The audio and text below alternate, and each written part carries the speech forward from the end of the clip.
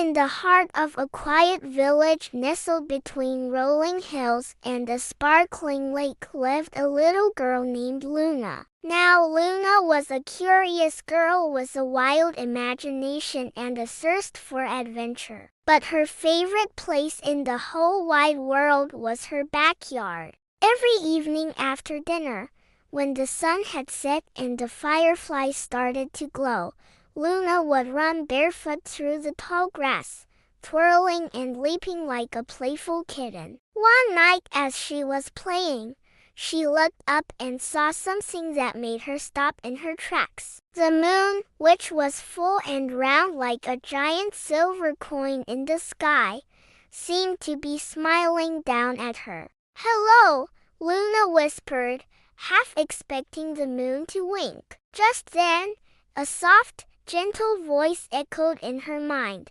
startling her. "Well, hello there, little one. You may call me the talking Moonlight." You can talk," Luna exclaimed, her eyes wide with wonder. "Of course I can talk," replied the moon with a chuckle. "Why, I've been wanting to chat with someone for ages. It's awfully lonely up here in the sky, you know." From that moment on, Luna and the talking Moonlight became the best of friends. Every night they would talk for hours about everything and nothing. And the talking Moonlight told Luna amazing stories about the stars and the clouds and all the magical things that happened up in the sky. One night, the talking Moonlight turned to Luna and said, "You know, my dear Luna, I have a wonderful surprise for you."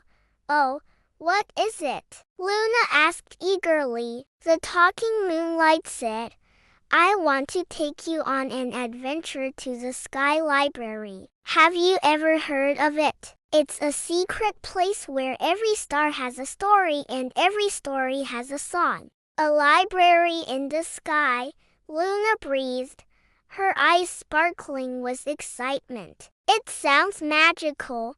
And with that, the talking Moonlight began to glow brighter and brighter until it enveloped Luna in a warm, fuzzy light. Then, poof, she was gone. When Luna opened her eyes, she found herself floating through the air on a giant fluffy cloud. Below her, the world looked like a patchwork quilt, all soft and fuzzy and full of tiny, twinkling lights. And above her, millions of stars twinkled back. "Welcome to the Sky Library," the talking Moonlight said, his voice echoing with delight. "It's even more beautiful than I imagined," Luna whispered, her heart filled with awe. As they flew deeper into the sky, friendly-looking cloud creatures waved at them from wisps of clouds. Some were as white as marshmallows, while others were as dark as chocolate. A few even had faces painted on them with sparkling starlight.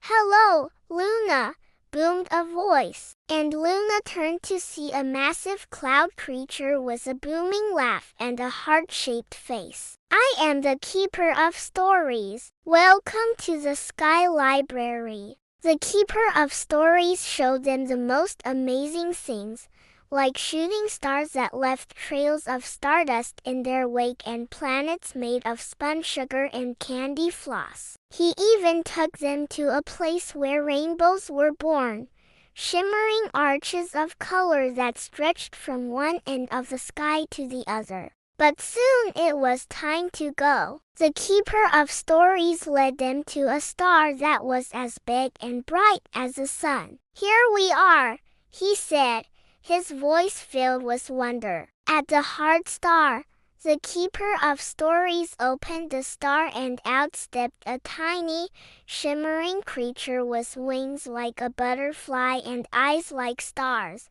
"My name is Astra," she said, her voice like tinkling bells. "I am the keeper of songs. Would you like to hear a story, little one?" And with that, she fluttered her wings and the story began. It was a tale of bravery and kindness, of a young girl who went on a quest to save her village from an evil witch. And as Astra told the story, the entire sky seemed to come alive with music. Stars twinkled and shimmered, planets danced, and the very clouds sang along. When the story ended, Luna felt a little sad, but the talking moonlight nudged her gently and said, "It's time to go home now, my dear."